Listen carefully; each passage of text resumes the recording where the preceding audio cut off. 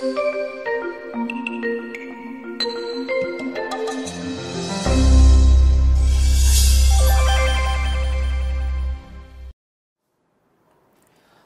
created humans to be free.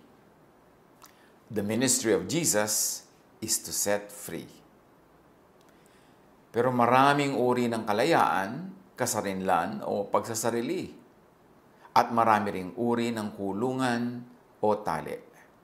Isang kulungan, isang tali, financial prisons and chains.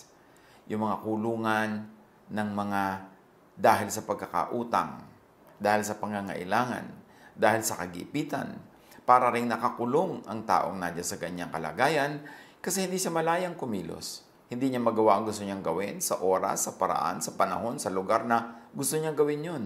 Kasi meron siya mga obligasyon. Meron siya mga babayarin, meron mga maniningil, meron mga pananagutan. Ang pag-aaral natin ngayon, pinamagatan nating be financially free. Kailangan ng tao malaya ang bulsa. Pag malaya ang bulsa, malaya ang buong katawan, malaya pati mga hangarin, mga layunin at mga pangarap. Be financially free.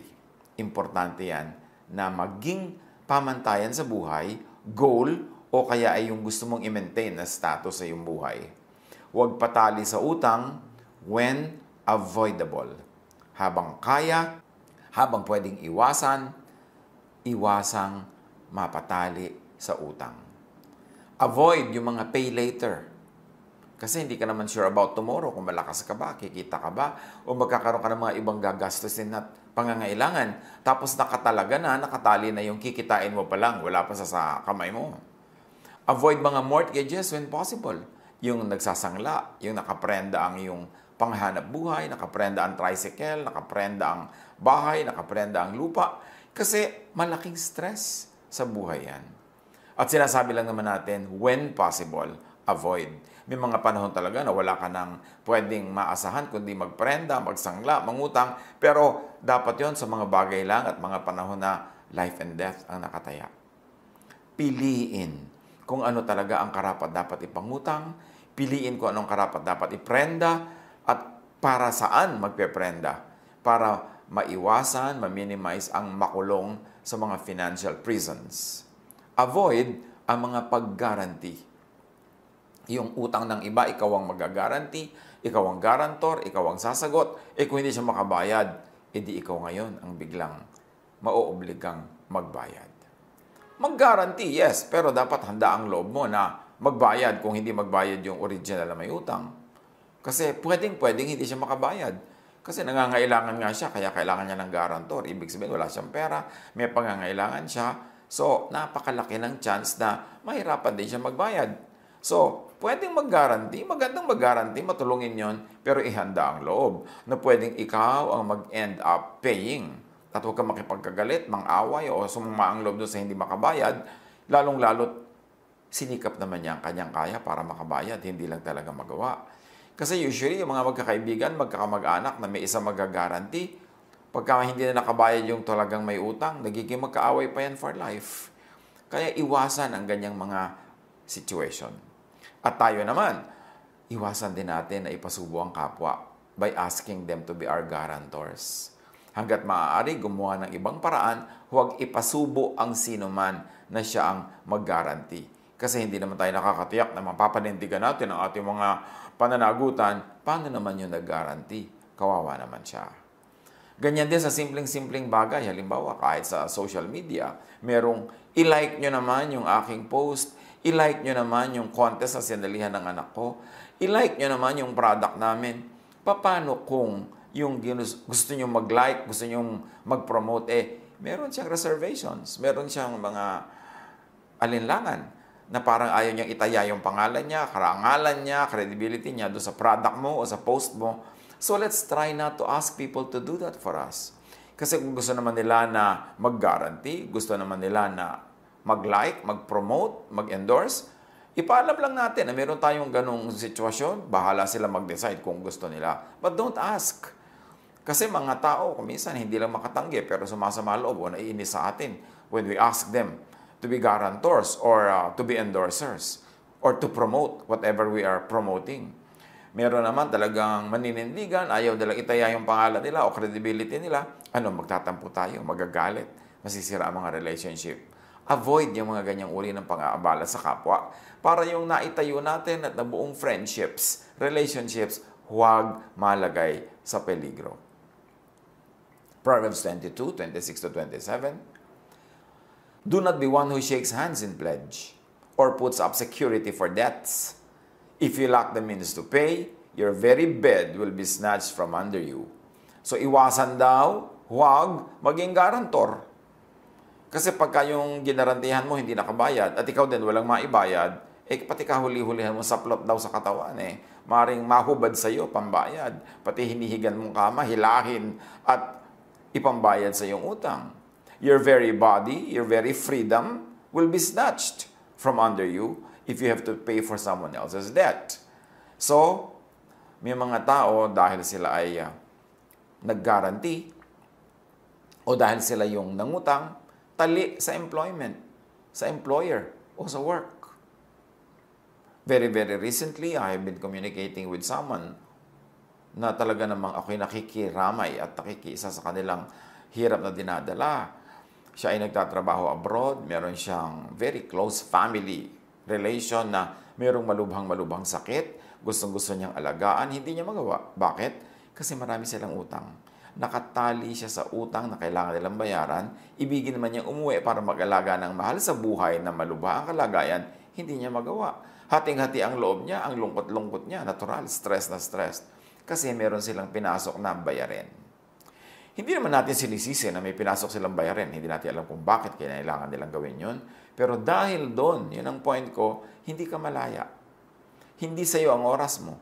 Hindi sa iyo ang katawan mo. Dahil kailangan mong ibayad sa pagtatrabaho, ang iyong oras, ang iyong labor, ang iyong skill, at yung very physical presence. Kaya, nagiging kulungan ang financial liability. Nawawalan ka ng kalayaan. Na gusto naman ng Diyos na dapat ay tinatamasa natin. But because of natural law, and because of what we do, because of cause and effect, lahat ng ginagawa natin may consequence. At kung minsan yung kalayaan natin ang natataya, yun ang nawawala, yun ang naiilit dahil tayo ay may utang. At tayo naman, tulad nga ng binanggit natin, be considerate. Try to not enlist guarantors. Try to not borrow from people. Siyempre, yung mga tao, nagsikap yan para makapag-save. O nagsasave sila dahil may pinaglalaanan, may plano, may gustong gawin. O kung wala man, gusto lang nila may saving sila para mayroon silang peace of mind. Tapos uutangin natin, hihiramin natin, gagawin natin silang guarantor. Tapos sila pa ang magbabayad. There is someone I know, a very, very good person, na nag-guarantee siya ng mga loan ng mga people who were also very, very good friends. Mga mabubuting kapitbahay. Pero ano nangyari? Namatay ang taong ito na guarantor na merong face value, meron siyang character loan na pwedeng gawin. Nung araw, may mga ganyan. Anong ginawa nung original ng utang? Hindi siya nakabayad. Hindi ko alam kung hindi siya nakabayad o hindi siya nagbayad, pero ang ending, yung naiwang mga tagapagmana nitong namatay, na konting-konti lang naman ang minana, they ended up selling some of their properties, real estate, para bayaran yung utang na ginaranti nung namatay na kapamilya nila. Imbes may mamana sila, nawala pa. At sino ngayon ang nakinabang doon? Hindi siyempre yung umutang na hindi nagbayad kasi hindi naman siya yung siningil dahil yung guarantor ang siningil. At sa ating mga kamag-anak, sa mga miyembro ng pamilya, yung mga tinatawag na dependents, help your breadwinner to not get into debt. Tulungan nyo na huwag siyang kailangang mangutang sa pamamagitan ng kung ang iyong breadwinner ay nag-iisa lang. Ang mga members ng family, dapat umimbento ng paraan para kumita. Sa dinami-rami ng pwedeng i-sell online. Bakit inuubos sa mga oras, sa mga games, sa mga walang kwentang daldalan, kwentuhan, at kung minsan pakikipag-away pa, o pagdi-display ng kinakain, o ng pasyal, o ng damit, o ng gadget, samantalang the same time could be used for business, to sell something, to earn. So kung meron kayong breadwinner, huwag namang Kaisa-isang siya na lamang ang nagbabalikat, nagdadala ng lahat ng gastos, lahat siya hanggang dental floss mo, siya talaga ang magbabayad, no? Hanggang lahat ng load mo sa phone, yan talaga yung tatay mo o nanay mo magbabayad. Dapat tumulong tayo, umimbento tayo ng income. Pagka we are old enough and healthy enough to spend, therefore we are old enough and healthy enough to earn. Tulungan nating huwag mabaon sa utang ang ating mga breadwinners at kung nagkaroon na nga ng utang, tulungan natin to pay debts by saving, by conserving, by not asking for unnecessary things para yung mga konting kinikita nila maibayad agad sa utang at lumaya sa pagkakautang. Kaya kung may utang, bayaran agad. Basta kaya, hanggang kaya. Bakit naman kasi yung mga iba napakabilis mangutang, magaling mangutang, pero pag bayaran na ang tagal, halos ayaw bitawan ng pera kahit nagkakapera na. Kahit may pambayad na, partially or fully, pag oras na ng bayaran, ayaw nang bitawan yung pera. Siyempre kasi you feel empowered pag may hawak kang pera. Pero tatandaan natin kung tayo ay may utang, yung perang hawak natin ay hindi atin. Dapat yon agad-agad pumunta sa pinagkakautangan natin. We should reward those who lend to us, those who help us in times of need, not punish them by one, borrowing from them and making them stressful, making them worry, and two, by not paying on time or not paying fully. Pag tinulungan ka ng kapwa sa panahon ng pangangailangan, pinahiram ka, dapat nagkakandara pa ka magbayad. Kung meron ka ng konti, ibayad mo na uli para kumukonti yung balance at siya naman tumatahimik ang loob niya. Napapatunayan mong willing ka naman talaga magbayad. At nagagamit na rin niya kahit partially yung perang ipinahiram niya sa'yo. Dapat lahat lumalaya. Dapat lumalaya yung nangutang, pero dapat mahalaga rin palayain yung nagpautang. Proverbs 22:7, the rich rule over the poor, and the borrower is slave to the lender. Isang malaking dahilan kung bakit dapat tayong lumaya agad sa pagkakautang para tayo'y hindi sunod-sunuran, api-apihan sa mga nagpapautang sa atin. Para kung gusto nating mag-alaga ng mahal natin sa buhay, gusto nating merong gawin, merong unahin, pwede, hindi yung wala kang choice. Papasok ka sa trabaho kasi nakabaon ka sa utang o yung kikitain mo, may commitment na napupuntang babayarin. So mahalaga, huwag tayong maging slave to the employer and slave to the lender. And the only way to do that is to be financially independent, to be financially free and viable. Romans 13:7-8. Give to everyone what you owe them. If you owe taxes, pay taxes. If revenue, then revenue. If respect, then respect. If honor, then honor. And if I may add, if utang, then utang. Bayaran ang utang. Ano man ang ating utang, bayaran. Kung yun man ay utang na loob, yun man ay utang na pera, yun ay utang na oras, bayaran. Kung may restrictive arrangement, kumawala agad. Halimbawa, may credit card ka, ginamit mo, kailangan bayaran mo agad yan. At ang hanggat kaya, unahing bayaran ng buo. Kasi mga credit card, meron niyang paniningil. Sasabihin, this is your utang, X. Pero ang pwede mo lang minimum ibayad, Y. No? Letter Y. Pwedeng kapraso lang ibayad mo. Ang totoo, gustong-gusto ng mga credit card companies yun, nakapraso lang ibayad mo. Bakit? Kikita sila ng interest. Doon talaga sila kumikita pagka hindi ka makabayad. Kasi araw-araw, bawat inhale, bawat exhale mo, nadadagdagan na interest. So ayaw nila nga nung bayad ka agad kasi wala silang kinita sa interest. So gustong-gusto nila yon dahil na perfect na nila ang way of paniningil. Kaya siguradong in the end sila magwawagi. Kaya kailangan bayaran mo na lang agad. Yung iba may pambayad naman sana pero yung minimum lang ang babayaran. Yun na naman pera nila, gagamitin nila sa iba. Pero tatandaan nyo mga kapatid, pag may utang, bayaran agad. Habang kaya, bayaran ng buo para hindi ka magbayad ng interest. Yung kasing interest lang, pambayad mo na sa kuryente yan, o pambayad mo na sa tubig, o pambili mo na ng bigas, sayang. Proverbs 6:1-5. My son, if you have put up security for your neighbor, if you have shaken hands in pledge for a stranger, You have been trapped by what you said, ensnared by the words of your mouth. Pagka daw naging guarantor ka, kinulong mo ang iyong sarili. Yung iyong puwirma, yung iyong salita, naging kulungan mo yon. Kasi ikaw ang magbabayad pag hindi niya yan nabayaran. So ano daw ang gagawin mo? Kung biglang nag-guarantee ka pala, lalo kung sa stranger, hindi mo naman talaga kaano-ano o hindi naman super close sa'yo, ang laki-laki ng risk mo, sabi ng Proverbs, do this, my son, to free yourself. Since you have fallen into your neighbor's hands, go to the point of exhaustion and give your neighbor no rest. Allow no sleep to your eyes, no slumber to your eyelids. Sabi ko noon, pagka ikaw ay napasubo, nag-guarantee, o kaya ay may utang ka at malaki ang bayarin, lalo't malaki ang interest, gamitin mo lahat ng lakas mo, huwag kang matulog, huwag kang magpahinga, huwag mo ring patulugin yung pinagkautangan mo o yung humingi sa inang guarantee. Sabi ko noon, huwag kang magpahinga.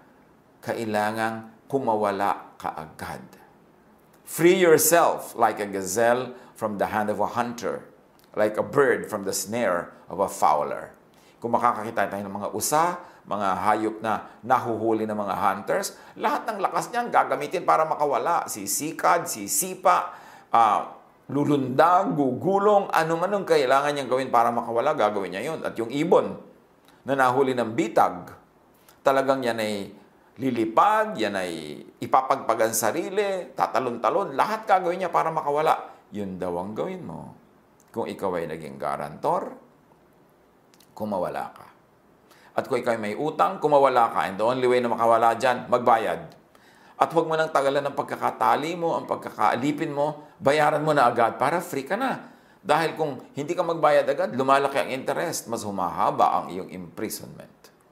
So, be financially independent. Be financially self-reliant. If you are old enough, healthy enough, then be financially independent. Hindi maganda yung word na dependent. Ang dami-dami mga tao, dependent po kami. Dependent po kami. Can you imagine yung word na dependent? Ibig sabihin, umaasa ka. So, di ba nila kay super bata, super tanda, or super may sakit o mahina? Do not be a dependent. Gumawa ka ng paraan para ka kumita. Makatulong ka pa nga para self-reliant ka. Hindi ka slave. Hindi ka anino. Hindi ka bihag ng sinuman. At paano nagiging ganyan? Sabi ng Ecclesiastes 11:6, paano nagiging reliant? Sow your seed in the morning. And at evening, let your hands not be idle. For you do not know which will succeed, whether this or that, or whether both will do equally well. Magtanim ka daw sa umaga, at sa hapon, sa gabi, humuha ka pa ng ibang magagawa, ibang trabaho, ibang business. Kasi hindi mo naman alam kung alin sa mga ginagawa mo ang magbubunga ng marami, alin ang tutubo, alin ang magdadala ng income. So, gawin mo ang mas marami pang ibang options, dagdagan mo yung ginagawa. Do not put all of your eggs in one basket. Huwag umasa sa isa lang trabaho. Buong pamilya, huwag umasa lang sa isang nagtatrabaho para lahat kayo mas secure ang footing. Kung lahat ng isang buong pamilya umaasa lang sa isang nagtatrabaho, paano wag naman kung sumakabilang buhay bigla yung nagtatrabaho na yon? O nagkaroon ng malubhang karamdaman, o nabaldado, di lahat kayo gutom. Kailangan nagkakatulungan. Para mga daliri sa kamay yan, iba ang function ng hintuturo, ng hinlalaki, ng hinliliit. Iba-iba ang mga functions.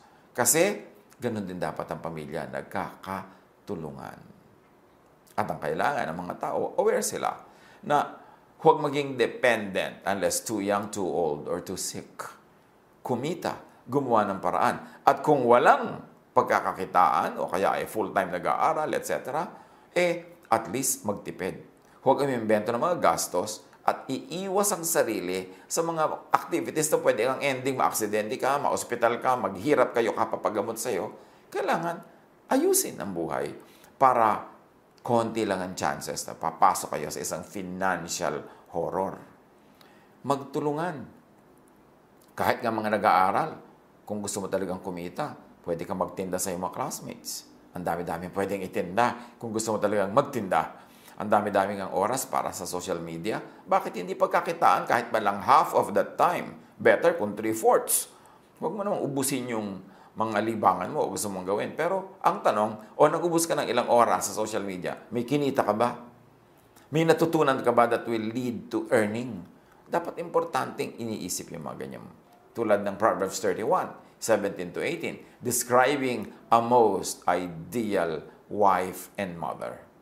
She sets about her work vigorously. Her arms are strong for her tasks. She sees that her trading is profitable, and her lamp does not go out at night. Malalakas daw ang mga bisig niya para magtrabaho. At tinitiyak niya na lahat ng mga negosyo niya kumikita, may tubo, at hindi daw siya nauubusan ng langis sa gabi. Ang mga ilaw niya hindi biglang namamatay na lamang dahil wala silang langis. Dahil well provided for ang kanyang household, may mga supplies, may mga stock. Ganon dapat tayo, hindi lang yung nanay, hindi lang yung wife, lahat ng members ng family.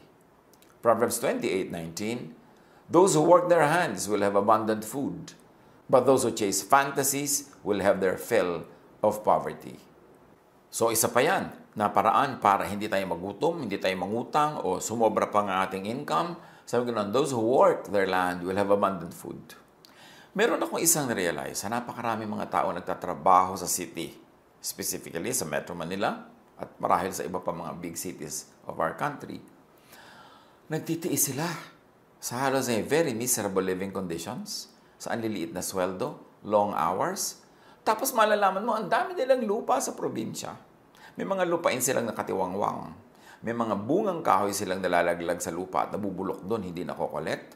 Marami silang pwedeng pagkakitaan doon, pero hindi sila na namamalagi. Nagsisiksik sila sa mga cities na sayang ang mga assets nila.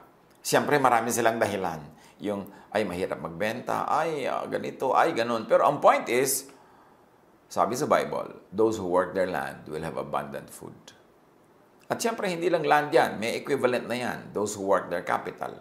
Those who work whatever. Ang pagkakakitaan nila, asset na binigay sa kanila ng Diyos, magkakaroon sila ng maraming pagkain.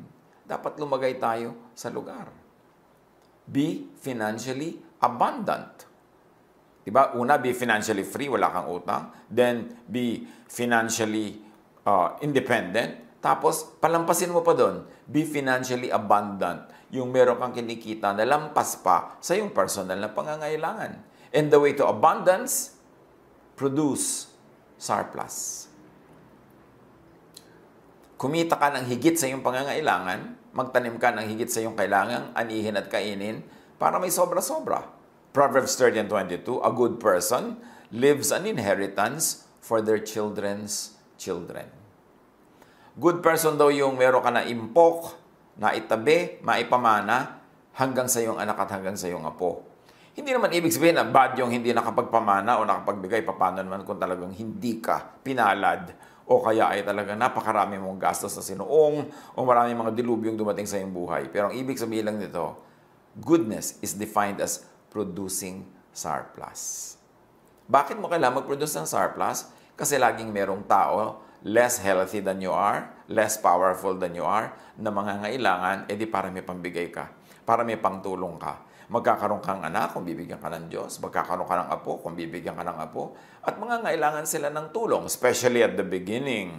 Pag nagsisimula sila, kailangan nila ng capital, kailangan nila ng introductions, at kung ikaw may magandang pangalan, may magandang bulsa, magandang introduction yun. Napapakinabangan ng anak o ng apo. Sabi ko na ng mga taong mahuhusay, iniisip din nila yon hindi lang para sa sarili nila, na yung kanilang mga anak at apo makinabang sa kanilang husay at sa kanilang galing.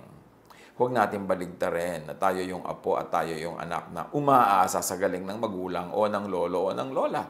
Kailangan tayo ang mag-reverse nun at magbigay ng pag-asa, magbigay ng tulong, magbigay ng pangangailangan ng mga susunod pa sa atin. Psalm 128:2, you will eat the fruit of your labor. So, yes, maraming mga nag-i-eat, pero fruit nino? Fruit ng labor ng iba. You will eat the fruit of your labor, blessings and prosperity will be yours. So, anong ang blessedness dito? Production. Kailangan magaling ka sa production para hindi ka maging financial slave. para ikay maging financially free. Proverbs 21:20, the wise store up choice food and olive oil, but fools gulp theirs down. So ano dito ang goodness? Ano magandang gawin? Conservation. Yung mga matatalino daw, marunong mag-imbak, marunong mag-pacing ng kanilang paggamit, marunong mag-spacing ng kanilang consumption, hindi na uubusan hanggang nagkakaroon uli ng kapalit. Pero yun daw mga hangal, nilalaklak nila agad kung ano man ang meron sila, so ubos agad. Psalm 15:5, who lends money to the poor without interest? Who does not accept a bribe against the innocent? Whoever does these things will never be shaken. Pagka daw ikaw ay nagpapautang sa nangangailangan nang hindi mo pinapatawan ng interes, ibig sabihin hindi ka nagsasamantala sa pangangailangan ng kapwa, lalo kung mapera ka naman, aanin mo pa yung interest. At kung ikaw daw ay hindi tumatanggap ng suhol laban sa kaso ng mga walang sala, ang mga gumagawa niyan ay magiging matatag, di sila matitinag. Psalm 112 verse 5, good will come to those who are generous and lend freely, who conduct their affairs with justice. In other words, ano ang paraan dito para maging financially free? Di ba yung una, production, and then conservation. Ngayon, goodness, kindness to the needy. Meron din siyang ginagawang mabuti sa'yo, nagiging productive ka, nabe-bless ka, you become financially free and independent. Why? Because everything we do in the universe has consequences. At ang mga ginagawa nating mabuti ay may bunga. Lalo kabutihan sa mga kawawa, sa mga kapuspalad, at sa mga maralita.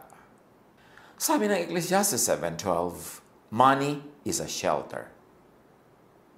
Silungan ang pera. Muog, bahay, sandalan, dingding, pader, bakod. Money is a shelter. Ecclesiastes 10:19, money is the answer for everything. Marami kasi mga religious people, akala mo naman they really hate money, para hindi sila mahilig sa pera. Pero ang point, hindi naman tayo pinagbabawalan na gumawa ng pera, mag-impok ng pera, ng sobrang pera, kasi maraming buting magagawa ang mga sobrang yan. Ang sinasabi lang, do not love money above God or above other people or above your own soul. But do make money and value money. Proverbs 31:25, ang babae daw na magaling magtrabaho, masipag, marunong, may abilidad, she is clothed with strength and dignity. Ibig sabihin, may pera. She can laugh at the days to come. Ibig sabihin, secure. So, work to earn and conserve money. Save money. Live within your means. Sabi na matatanda, habang maiksi ang kumot, matutong mamaluktot. Pagkasyahin mo ang sarili mo sa 1 square foot na kumot o 1 square meter na kumot. Kung talagang yun lang ang kumot, live within your means. Borrow only for life and death needs. Don't borrow money para mag-party, para bumili ng bagong damit, para bumili ng bagong gadget, lalo't hindi naman panghanap buhay yung gadget. Don't borrow money for mga reparations and mga improvement ng bahay na hindi naman necessary. Hindi naman dahil tumutuloy yung bubong o lumulubog ka sa baha o nakikita ka na ng neighbor dahil wala kang dingding. Piliin ang mga paraan kung kailan lang talaga kailangan manghiram. Kasi nga, the borrower is a slave to the lender. At kung tayo naman ang may resources, tayo yung nilalapitan at kaya naman natin, lend freely. Huwag na tayo mag-charge ng interest hanggat maaari. Bakit? Kaya nga nanghihiram yung mga tao dahil gipit. Tapos papatawan mo pa ng sobrang interest. Di para mo rin silang sinakal. Pinayagan mo lang huminga sila sandali pero sasakalin mo na naman uli sa yung sobrang interest.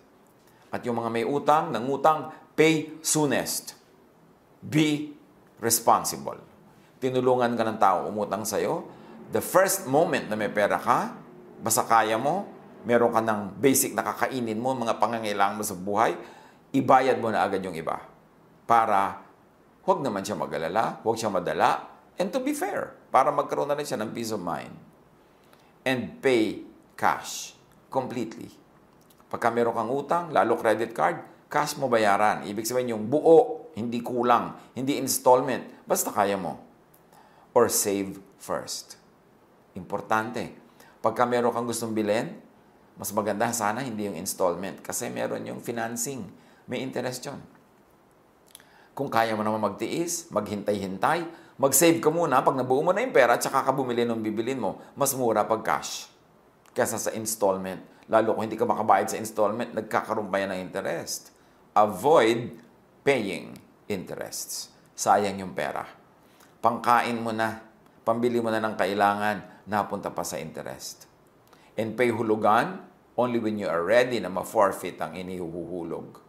Halimbawa, kukuha ka ng hulugan, tapos kuminsan may mga balloon payments yan sa dulo, pumasok ka lang sa ganyang arrangement kung handa kang pagdating nung dulo na wala kang pang balloon payment, mawala yung hinulog mo, ma-forfeit at hindi na matutuloy ang bilihan. Pero kung everything yung ihuhulog mo, tapos hindi ka sure doon sa malaking balloon payment sa dulo, paano kung wala kang ganun pera pagdating ng singilan? Mababali, wala. Mareremata yung napakalaking portion ng ibinayad mo. Magka-refund ka man, ang liit. Ganyan sa mga kondo, ganyan sa mga lupa, ganyan sa mga hulugan na binibili. Hulog ka ng hulog, pero doon sa dulo na balloon payment na ang laki, pagka hindi mo mabayaran yon, halos walang naibabalik sa'yo.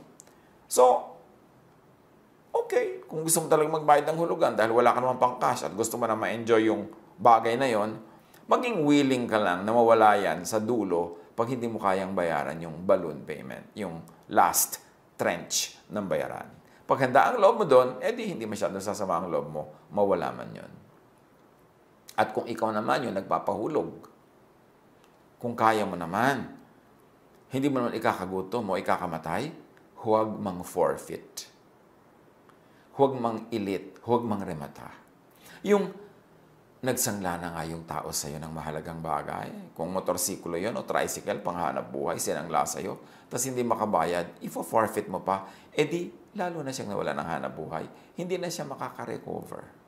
So kung binebless ka naman ng Panginoon, na pwede ka namang magpalampas na lang muna o maghintay na lang uli ng payment, huwag mo na sanang ilitin o rematahin, lalo kung panghanap buhay. Para yung kapwa natin makarecover. Yan ang ibig ng Panginoon sa ating buhay. Maging mabait, maging mabuti. Yan ang high religion. Yan ang mga best theologies. Kasi yung mga pinag-aaway-awayan ng mga theologians, tapos hindi naman sila mabait sa kapwa. What's the point? So be free. Especially at times, you need the most to be free. Kung kailangan mo ng oras mo para magmahal, para mag-alaga, nawa free ka. Hindi ka nakatali sa trabaho. Hindi ka nakakulong kasi wala kang utang, wala kang pananagutan, at meron ka naman kahit konting na save. So, kailangan mong huwag magtrabaho, huwag pumasok, magagawa mo para gawin mo kung ano yung pinakakailangan at pinakagusto mong gawin sa oras na yun. Siyempre, may mga mag-iisip at magsasabing easier said than done, yung mga sinasabi natin na yan. Pero anong gusto nyong ipayo ko sa inyo? Sige, mangutang kayo. Sige, magpakalubog kayo sa utang. Sige, manuba kayo. Siyempre, ipapayo natin yung nakaayon sa mga katuruan ni Jesus. Mga nababasa nating magagandang katuruan sa Biblia na pag sinala mo sa Jesus filter, pasado, so pwede nating apply in all times, in all places, in all situations. At yan ang pinakamabuting gawin. Reviewin natin na ganito mga aral. Maraming mga tao, they get into cycles of debts because of their habits. Ang hilig lang talaga mangutang kahit hindi kailangan. Tapos ang hilig hindi magbayad. Tapos buhol-buhol ang utang. Tapos, somebody has to pay. Sila o mahal nila sa buhay. Pag-isip-isipan natin yan. Marami tayong ginagawa. Bunga rin ang mga itinanim natin kahapon, last week, last month, last year, 10 years ago. Kasi ang itinanim, inaani. Kung patuloy tayo nagdarahop, meron tayong itinatanim na ang ani, karalitaan. Palitan natin ang tanim. Palitan natin ang ating paraan ng pag-iisip at pamumuhay para mapalitan ang ating buhay. Kung meron kang gustong baguhin sa iyong buhay, dapat may baguhin kasi yung pag-iisip. Kasi ang buhay natin ay bunga lang ng kung paano tayo mag-isip. Kaya sabi sa Romans 12:2, be changed by the renewing of your mind, so that you will be able to prove the perfect will of God. In so many words, that's what it is saying. So, kung meron tayong gustong magbago sa ating buhay, magbago tayo ng pag-iisip, ng ugali, ng asal at habits. Kung gusto nating mabago, makatakas tayo sa kahirapan, palitan natin ang mga habits that keep us poor or make us poor. Pag-aralan, pagbulay-bulayan, at nawa, umasenso kayo mga pamangkin, mga mahal ko mga pamangkin, kumita kayo ng higit sa inyong pangangailangan, mag-umapaw ang inyong mga pera, at mag-umapaw ang inyong mga charities, ang inyong mga good work, social work, maging sa mga hindi kakilala, at lalong-lalo na sa inyong mga immediate families. Pagpalain tayo, mayaman ang ating Diyos, marami siyang kayamanan gusto ibigay sa atin, pag-aralan natin kung paano yun hinuhukay, binubungkal, itinatanim, para anihin. God bless us all.